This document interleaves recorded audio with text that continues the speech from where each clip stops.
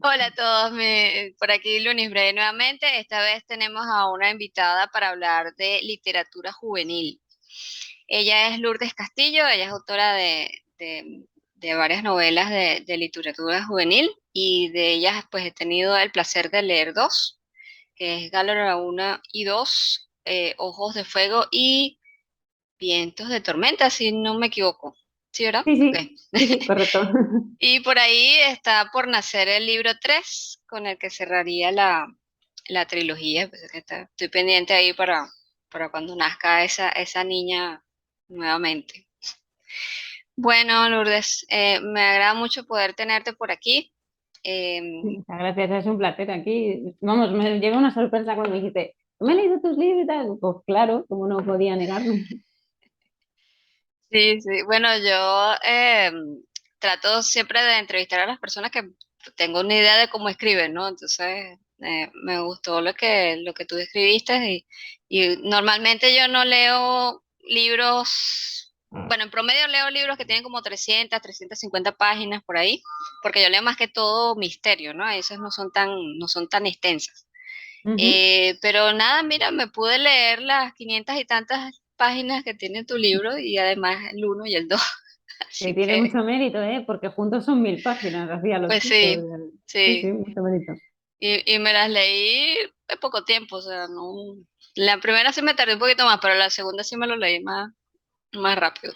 Bueno, mira, una de las primeras cosas que te quería preguntar es cómo nació ese interés tuyo por la escritura. Yo más o menos leí tu biografía y entiendo que empezaste desde pequeñita por lo menos con el interés, ¿no?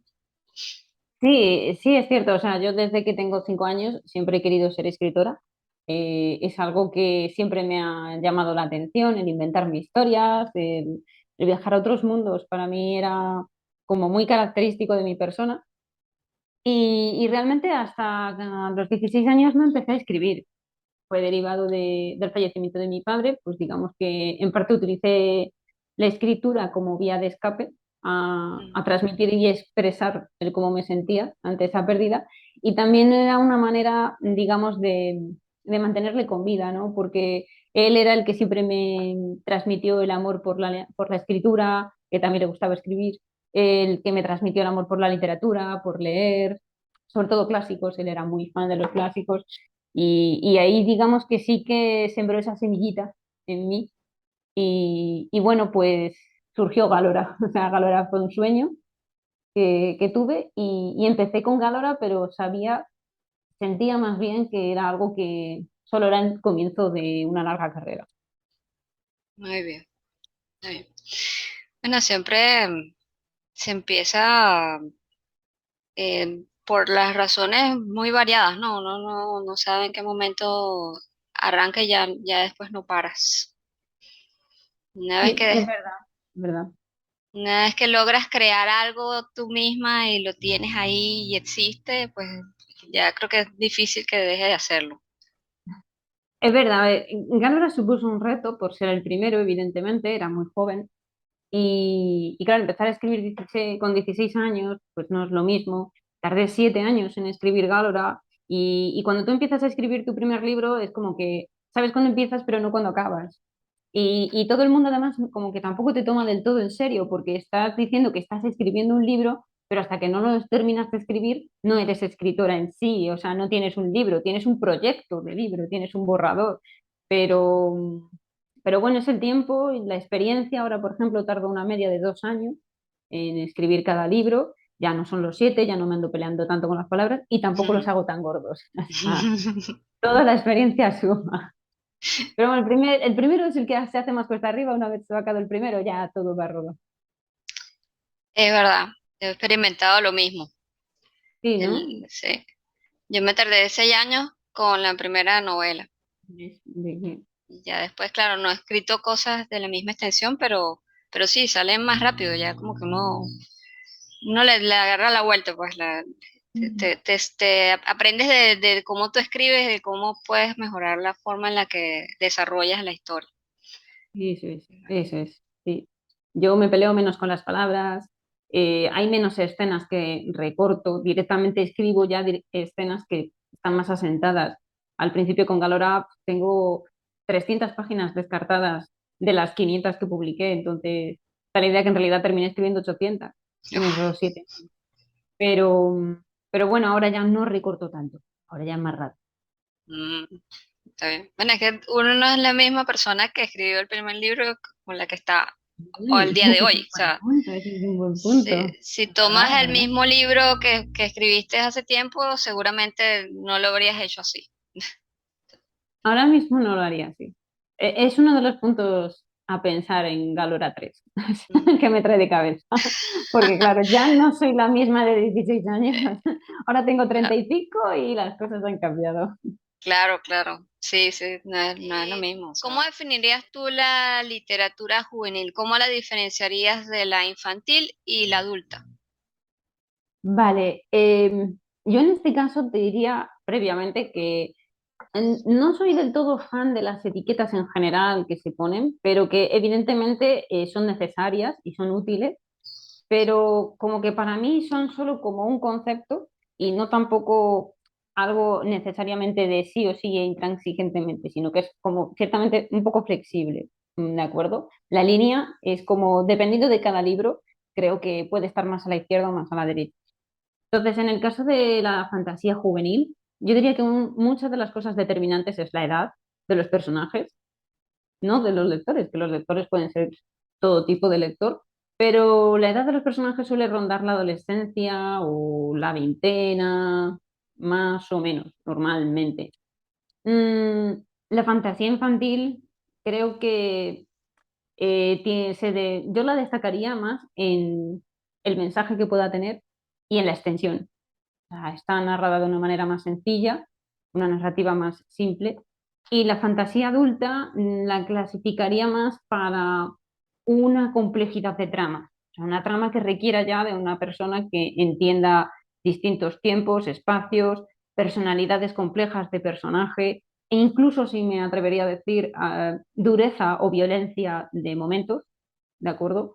Yo, por ejemplo, en el caso de Galora, diría que es a partir de 16 por la dureza que tiene la segunda obra, tiene momentos duros, y aunque Mm, los personajes sí son de 18 o 19 años, pues tampoco diría bueno, a lo mejor hay lectores de 14 en adelante que sí tengan la madurez, pero yo creo que una fantasía adulta requiere de cierta madurez que a lo mejor no es que no la tenga una persona más joven, pero a lo mejor le puede resultar impactante o a lo mejor le puede resultar compleja y no entenderla o no sentir empatía por ella porque son circunstancias que no encajan con su momento de edad, ¿no?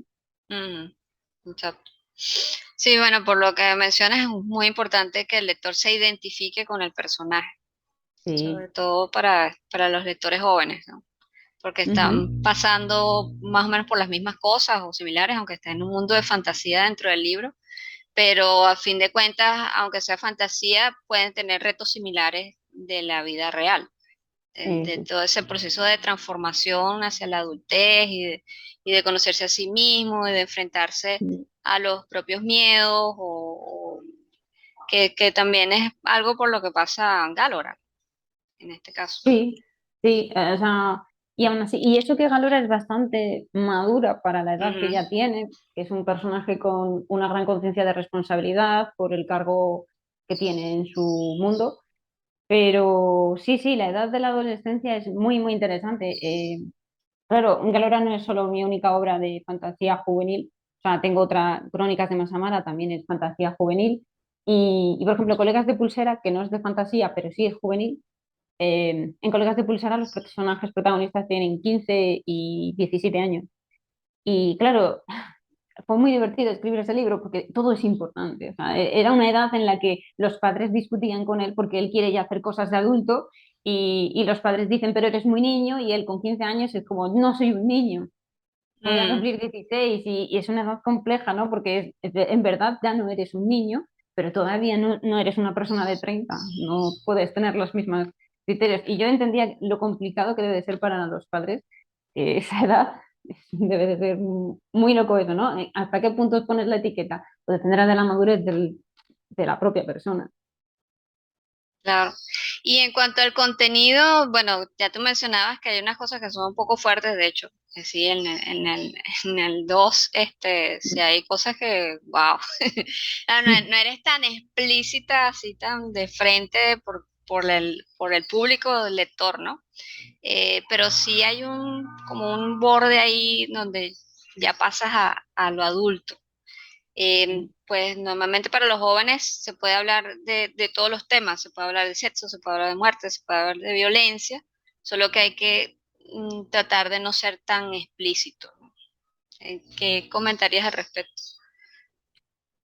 Pues, a ver, es complicado. Yo misma soy consciente y yo creo que esto es el grado de sensibilidad que cada uno tenga, ¿no? Eh, pero yo soy consciente de que lo que introduje en el libro fueron momentos duros y yo creo que una persona joven sí que puede asumir esa dureza, ¿de acuerdo? Sí que creo que puede asumirla, porque como tú bien dices, tampoco me cebe en ella, o sea, no me regode. Fue algo más que pretendía transmitir la emoción, es decir, fue un golpe más emocional, que fue un golpe concreto, pero también emocional. Y para mí es que es la clave de mi narrativa, que es las emociones de mis personajes. O sea, yo te voy a contar una historia, pero solo para hacerte vivir esas emociones que quiero que el personaje pase en cada fase de la historia. Por lo que puedo justificarlo. Es decir, no va a haber un dolor que no tenga al final una consecuencia o una necesidad. Y yo creo que eso es muy importante porque no es violencia por violencia, no es daño por daño, Ujú, es, no, ujú. no, mira, es que le va a pasar esto y de esto va a transformarse, va a convertirse, va a tener una evolución y va a dar un golpe de giro. Y eso creo que es importante y esa entonces no queda tan violento, en mi opinión, porque está justificado y no sería violencia gratuita ni tampoco un torturar al personaje gratuitamente. Tiene un porqué y eso Ujú. es lo que yo creo que determina una diferencia. Estoy de acuerdo contigo.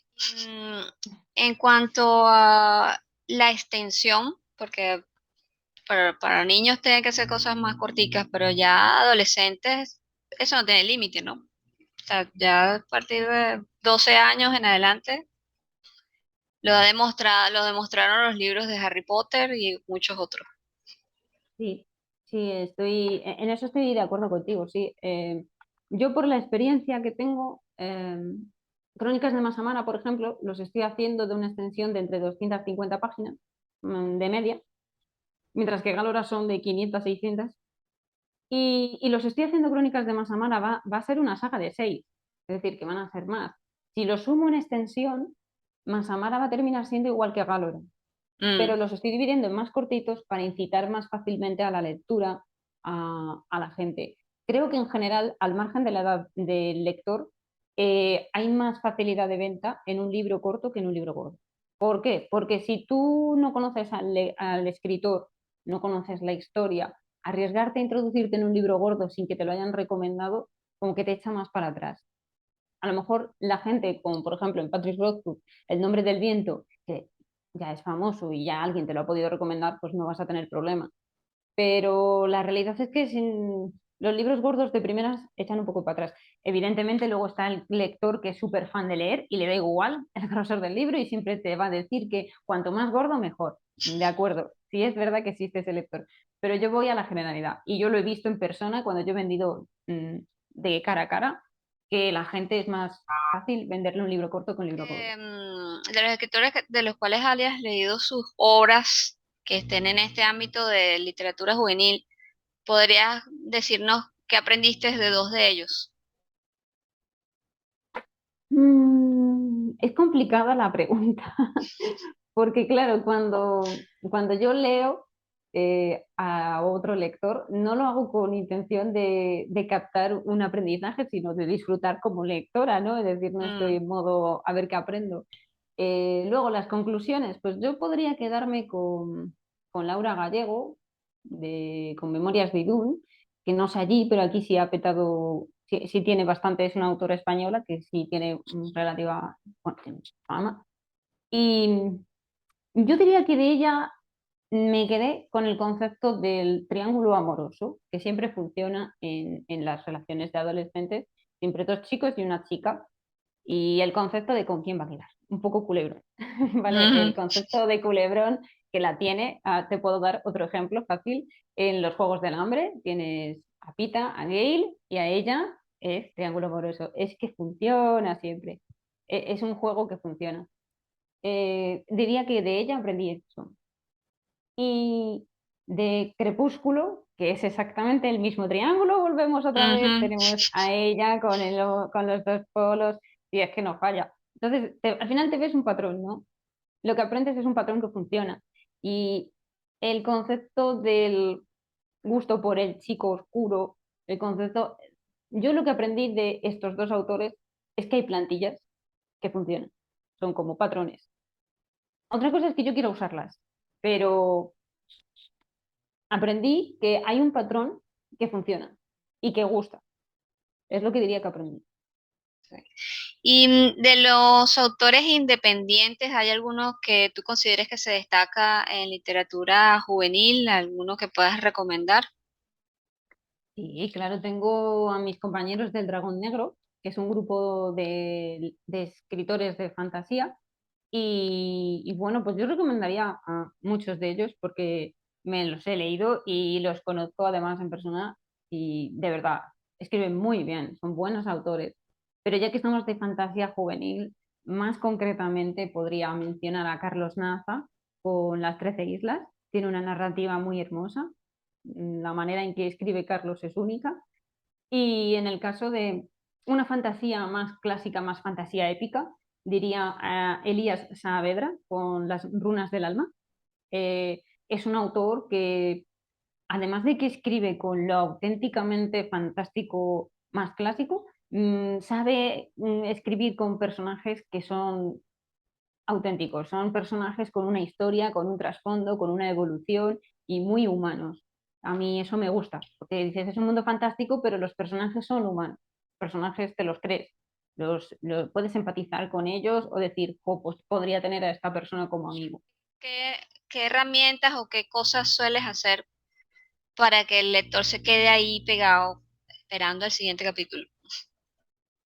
Pues yo diría que, a ver, como yo he estudiado guión de cine y televisión, hay una cosa muy interesante que yo aprendí y es que cada momento cuenta y que en una escena, cuando comienza la escena, tiene que empezar aquí y acabar aquí, pasando por un giro. Entonces, la manera en que yo me planteo escribir cada capítulo de cada libro es, empiezo aquí, pero va a acabar en otro punto que va a dejar ya preparado el momento para el siguiente acto.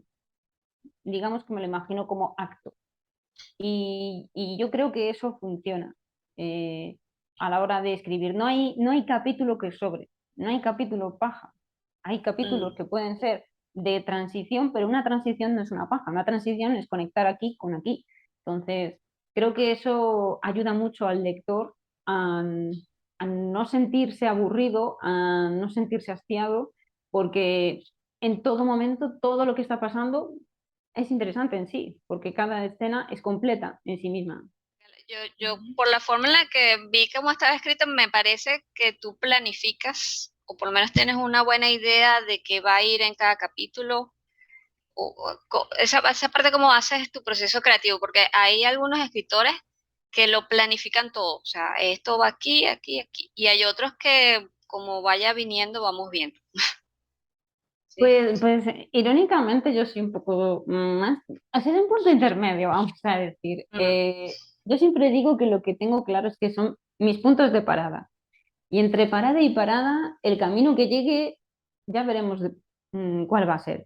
¿Me entiendes? Yo quiero que el personaje le vaya a pasar. Yo siempre pongo un ejemplo muy práctico. Digo, mira, yo quiero que vaya a la universidad, que se case y que tenga hijos, pero no sé ni qué carrera va a estudiar, ni con quién se va a casar, ni mm. cuántos hijos va a tener. Entonces, el cómo llegue a cada punto, ya estudiaré, pero sé que quiero que pase esto, lo tengo clarísimo, y va a pasar sí o sí. Y ahí es un poco la manera que tengo planificada. Tengo planificado, va a pasar esto seguro. ¿Cómo voy a Mm. llegar a eso? Pues es ya lo que luego viene a desarrollarse.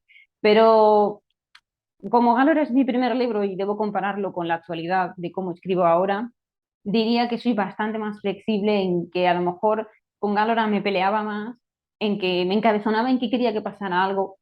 que como yo ya sabía lo que iba a pasar más tarde, me daba cuenta que al final eso no tenía sentido, como que lo que se me había ocurrido después no encajaba con lo que se me había ocurrido antes y ahí cuando me peleaba pues no avanzaba, tenía bloqueos de escritora porque decía, Polín, no consigo escribir, no me sale, no tal, y ya cuando tomaba la decisión de, vale, mira, hago borrón y sí voy por aquí en lugar de por aquí.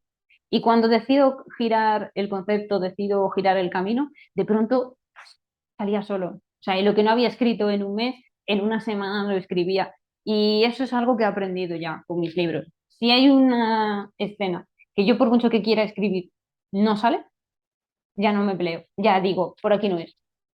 Y no sé, eso ayuda muchísimo a la hora de escribir, porque pierdo menos tiempo. Ok, entonces tú lo que haces es que defines los hitos y en la medida que vas escribiendo, pues vas conectando. Eso es, eso es. Eso Ok. es. Yo escribo mucho escribiendo, vamos a decir. Yo a lo mejor me voy a poner a escribir esta tarde y sé en dónde va a comenzar la escena, pero no sé qué van a decir, no sé cómo se va a desarrollar y yo me voy imaginando el escenario, me voy imaginando los diálogos según les pongo en situación. Y eso me gusta, vamos, me hace que yo sienta que son más auténticas los momentos porque están menos racionalizadas, son más creativas, salen Mm. por pura inercia, no por lo algo que yo haya planificado. Claro, y así también le dejas espacio al personaje de cómo se va desarrollando, porque a veces cuando uno tiene una idea preconcebida, llegas al momento de escribirla y el mismo personaje te va llevando por otra parte. Claro. Cuando ya se han desarrollado lo suficiente que tienen su propia vida, pues tienen sus propias Sí, sí, decisiones. claro, claro, claro, que esa es otra, ¿no? O sea, ahí es donde se nota que es decir, tú que escribes, pues lo sabes, un personaje que está bien construido es un personaje al que tú no le puedes obligar a hacer algo que él no haría por su Sí, personalidad. exacto. Exacto.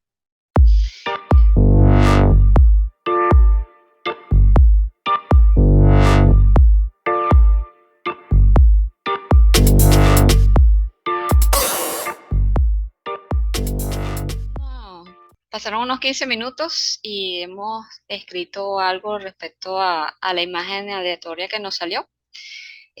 Bueno, dime tú, Lourdes, ¿qué cosas te pasaron por la mente? ¿En qué te basaste? Pues yo me he basado más en lo que me parecía misterioso y un poco evocador, que el animal, que parecía un gato, estuviese medio oculto, ¿no? Como escondido. Entonces, mi escritura ha ido enfocada a como una especie de misterio de quién es ese gato, o qué es, más bien. O sea, el comienzo del relato no sabes quién es y al final se descubre quién. Entonces, he ido tirando por ahí. ¿Y tú? Bueno, yo me imaginé directamente en el escenario de la imagen, de la foto, que parece, para mí me parece que es ¿cómo se llama? No, un puma, una pantera. Me pareció que Ah, era una pantera en la selva o algo así. Y entonces pensé en una prueba de umbría a un muchacho que tenía que internarse en la selva y que podía pasar cualquier cosa con ese animal, pues. ujú. Em, Básicamente es una escena porque todavía falta escribirle un poquito más, pero lo corté ahí hasta un momento de cliffhanger, de qué va a pasar. Ujú. ¿Y tienes título? Uy, pues no lo he pensado. Le llamaría quizás El acechador. Ok. Sí. Bueno, yo tampoco tengo título, pero el reto de Dicam pudiera ser. ¿Lo podrías leer, por favor? Ah, sí, claro. Es cortito, ¿eh? Yo, como ya te comenté, soy autora de novelas y se me hace muy, muy raro escribir un relato o un microrelato. Es que Mm, creo que es el primero que he escrito, no soy de escrituras así. Pero bueno. Una sombra en la noche, un acechador en la oscuridad me llaman. Hay quien dice que traigo mala suerte y hay quien me ama e idolatra. Todos tienen algo de razón. Soy amo y señor de mi hogar. Mis siervos cumplen mis deseos. Me esconden en los rincones más altos y en los huecos más oscuros. Si me ven de noche, mis ojos brillan como inquietantes estrellas que transmiten inteligencia y vida. Los humanos corren asustados cuando me escondo entre la hierba y yo solo puedo reír para mí y susurrar con voz inocente. Miau. Ujú. Está bueno. Eh, Está bien puesto el misterio y además es gracioso. Sí, gracias. Sí. Amo los gatos, además me encantan los gatos y yo tenía gatos, pero mi marido es alérgico a los gatos, así que aquí no hay gatos, hay un perro que es como un gato, Mm. es un perro gato le llamamos, muy sobón, pero bueno, los gatos son buenísimos, pero sí, siempre me los tomo como animales que son amos y señores y siempre es, oye, estoy leyendo esto y es como, a nadie le importa, ahora estoy encima. Soy muy fan de Garfield, además me encanta Garfield y tengo ese concepto de gato de esta es mi casa y vas a hacer lo que yo quiera. Sí, realmente con los gatos no existen dueños de gato. Tú, No, tú eres el humano del gato. exacto. Ese es el enfoque que tengo, sí. Él podía sentir que alguien o algo lo vigilaba. Desde que se aventuró en la selva para una prueba de hombría, no había temblado ni se le había desbocado el corazón hasta ese momento. Estaba desarmado, buscó algo para defenderse. Creo que este pedazo de bambú caído me servirá, pensó Dicán. Mientras se esforzaba para terminar de desprenderlo, el viento movió la maleza y le llegó un olor a carne en descomposición. Con bambú en mano, siguió su nariz. A unos metros pudo divisar los restos de un mono. Miró a su alrededor. Cuando se fijó en el suelo, un tanto pantanoso, descubrió la pisada de un gran felino al lado de la huella de su zapato. Un ronroneo poco amistoso le crispó los vellos de la nuca. Era difícil saber de dónde venía. Los árboles parecían hacerle eco, o el animal tenía efectos de sonido envolventes incorporados. Una rama crujió cuando un gran animal saltó hacia Dicán. Oye, pues está misterioso, o sea, transmite, eres muy descriptiva del escenario y está guay, tiene cierto toque sombrío, está guay. O sea, Sí, bueno, sombrío por el concepto de la carne en descomposición, el peligro, el de está en la nuca, o sea, transmite que aquí va a pasar algo. creo que pudiera escribir un poquito más para ver si se lo comen o no. ¿Qué fue lo que te decidió a publicar? Creo que depende del por qué escribes, ¿no? Y qué es lo que pretendes con tu escritura. Yo, en mi caso, mis libros siempre quiero pensar que tienen algo de enseñanza, que tienen valores y que las personas que lo leen, pues no queden indiferentes. Tengo libros de entretenimiento, pero, pero en general siempre hay algo positivo que puedas sacar de los libros, incluso cuando pasan cosas malas.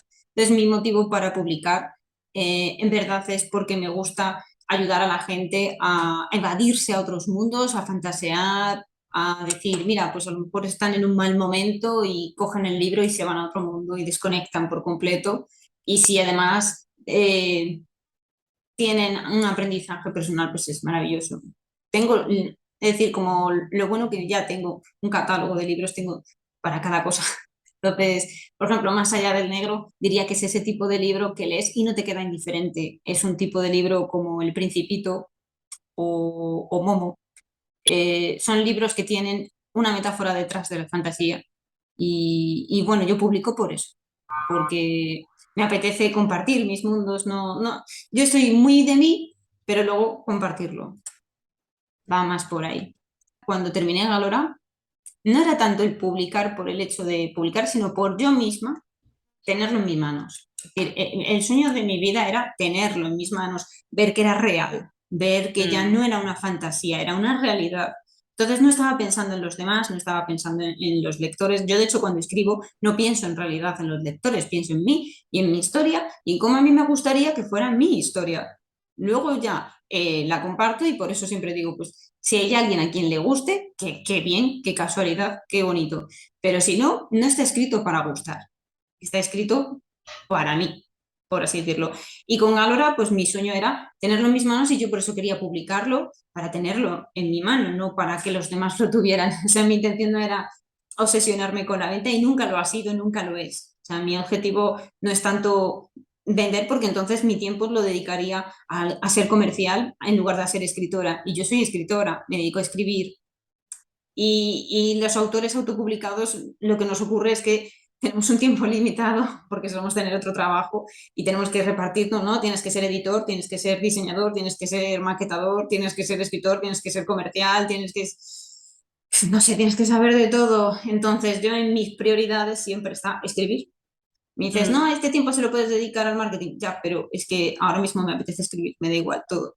Y, y mi prioridad siempre es esa. El tema de tenerlo o no tenerlo, la autopublicación, o sea, el publicarlo, de querer darlo a conocer, pues cada persona es muy personal. Depende de lo que se escriba, claro. mm, sí.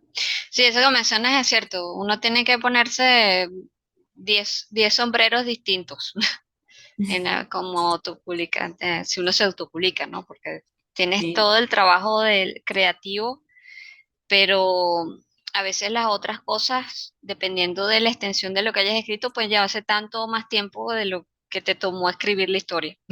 sí, sí, es Último libro, verdad. ¿cuál es tu último libro? ¿Cuál es el libro más reciente y de qué trata? Ah, bueno, pues a ver, es que la semana que viene voy a publicar la tercera parte de Masamara. Así que mi libro más reciente fue Masamara 2, que lo publiqué en marzo, y ahora pues voy a publicar Masamara 3. Y bueno, pues ahí estoy con mi saga de crónicas de Masamara, se llama. Ya, y nos puedes comentar más de qué trata. Sí, Crónicas de Masamara es una historia de fantasía medieval que me inspiré a escribirla cuando me leí Crónicas de la Dragonlance.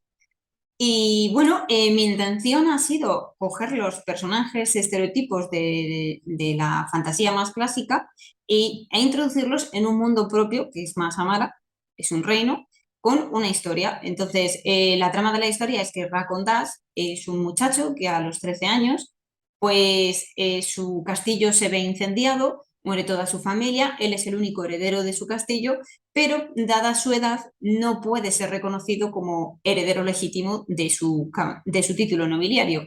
Tiene que encontrar a tres avales, a tres nobles que avalen que él es el legítimo heredero de la casa Das y tiene 10 años de margen para conseguir que haya 10 nobles que digan que él sí es el legítimo heredero de la casa Das. Entonces, parte de la trama es como él va recorriendo Masamara en búsqueda de esos avales con sus amigos. Tiene un pícaro que es un ladronzuelo, tiene un mago que es un erudito, así muy serio, y una cíngara que es súper dicharachera, que siempre está cantando, siempre está bailando. Y bueno, pues pretendían que fuera un libro entretenido, divertido, positivo, como mini aventurillas, con momentos cómicos. Y bueno, eso es de lo que va más a mala de un mundo en el que ir a pasárselo bien. Esa sería mi definición. Y aparte de esto, bueno, ya este es tu proyecto más reciente, pero ¿tienes otro por ahí ya en Ah, mente? sí. Yo ya tengo un catálogo preparado de cada 6 meses publicar un libro y tengo el próximo catálogo de los próximos 2 años. Entonces, en la pandemia yo terminé de escribir 5 libros y dentro de los proyectos que tengo, tengo como 12 proyectos de libros ya empezados. Entonces, digamos que a mí me gusta ir con mucho tiempo. Yo voy como medio año por delante. Yo el libro que voy a publicar el año que viene para mayo del año que viene, yo ya lo acabé hace unos meses y ahora este tiempo es para corregirlo, maquetarlo y demás, pero ya está acabado. Entonces el año que viene voy a publicar uno de romántica de vampiros, de LGBT, tendría que decir, son dos personajes, son dos hombres y protagonistas. Es una historia romántica y de vampiros, así que tiene un toque como de terror gótico y es muy interesante. Se llama El alma del vampiro. Y bueno, me gusta cambiar de géneros porque es así. Este será autoconclusivo, no pertenecerá a una saga. Ah, ok. Está ambientado en el mundo real, en Rumanía. Entonces no tiene nada que ver con los demás libros que he sacado, pero nada, es un giro personal, es un giro de concepto, de todo, y quienes me lo lean, pues van a quedarse, anda, la primera vez que toca esto. Se puede parecer a Colegas de Pulsera, en el sentido que Colegas de Pulsera es mi otra novela de erótica gay, pero Colegas de Pulsera sí transcurre en España, en un pueblo de España, y no tiene nada fantástico. Colegas de Pulsera es de mis pocas obras que no tiene nada de fantasía, pero la metería dentro del concepto de gay, por así decirlo. Y bueno, y el alma del vampiro pues va a ser romántica, no erótica, no va a haber contenido sexual, mientras que en Colegas de Pulsera sí hay contenido literal. Ok. No, ¿tienes ya bien planteado el futuro, los próximos 2 años o más, ¿no? Porque si Sí, tienes sí, ese libro. porque Luego para octubre del año que viene pues publicaré la cuarta entrega de Masamara, que también lo tengo ya escrito, lo acabé hace un año. Y luego para el siguiente año publicaré uno de ciencia ficción también autoconclusivo, que es un género en el que tampoco me he metido hasta ahora. También ese lo tengo ya acabado. Y bueno, como digo, o sea, todos los libros que voy a publicar de aquí a un año y medio es que ya están acabados y los voy a ir publicando mientras voy trabajando actualmente en los que van a ser los siguientes que tenga. Pero sí, la pandemia a mí en mi caso me vino bien para acabar Te varios rindió. proyectos. Me rindió muchísimo. Me pusieron en ERTE y yo lo siento, pero a mí me vino bien. O sea, me vino muy bien. Acabé muchos proyectos que tenía empezados. Es que acabé Masamara 1, 2, 3 y 4 que los tenía empezados y los acabé. Es que fue muy productiva. Y es interesante que estés explorando distintos géneros, ¿no? Te- eso a mí también me gusta hacerlo porque siento como que te da más herramientas o como que te reta a explorar otras cosas y a fin de cuentas cuando uno escribe una historia se mezclan las cosas, o sea, puede ser una historia de fantasía romántica oscura, pero histórica. O sea, Ujú.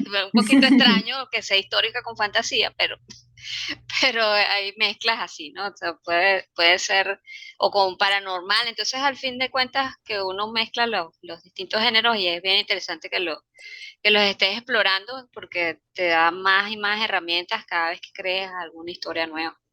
Sí, estoy totalmente de acuerdo contigo. Es una de las cosas que me encanta. Yo siempre lo he dicho, odio los libros plantilla, no me gustan los libros que... Es decir, cuando hablo de libro plantilla, lo que me refiero es que cada uno de mis libros tiene una esencia diferente y yo me esfuerzo a que sean distintos los personajes y el mundo. Tú si lees Galora no tiene nada que ver con Masamara, si lees Masamara no tiene nada que ver con Colegas de Pulsera. O sea, es mi intención que los lectores no sientan que estoy escribiendo constantemente la misma historia. Y por eso voy cambiando también de género y como escritora, y tú misma lo has dicho, es que es verdad, no tiene nada que ver escribir un género u otro. Con Colegas de Pulsera, que era de erótica gay, para mí supuso un reto escribir una escena erótica, no lo había hecho nunca. Y es algo muy concreto y muy particular, no es igual, tienes que crear ambiente, sin llegar a ser soez, ¿no? Tienes que, no, si vas demasiado directa queda superficial, tienes que darle un ritmo, no sé, me pareció muy divertido y por eso me encanta escribir distintos géneros, creo que tienen esencias distintas, que además permiten transmitir mundos distintos y ahí, no sé, me encanta. Es algo que es como, siendo infinito la creatividad, siendo infinito la posibilidad de escribir, ¿por qué estar escribiendo siempre lo mismo? Puedo escribir muchas cosas. Yo, Sí, mi objetivo como escritor es llegar a escribir un libro de cada género, por lo menos. ahí está, una buena meta. Para que lo digas tú. Bueno, ¿Dónde se pueden comprar tus libros? pues en Amazon. En Amazon se pueden encontrar tanto en papel como en ebook. Y bueno, si me buscas como Lourdes de Castillo, pues enseguida te van a salir. Y bueno, vais a encontrar que mi catálogo es muy colorido.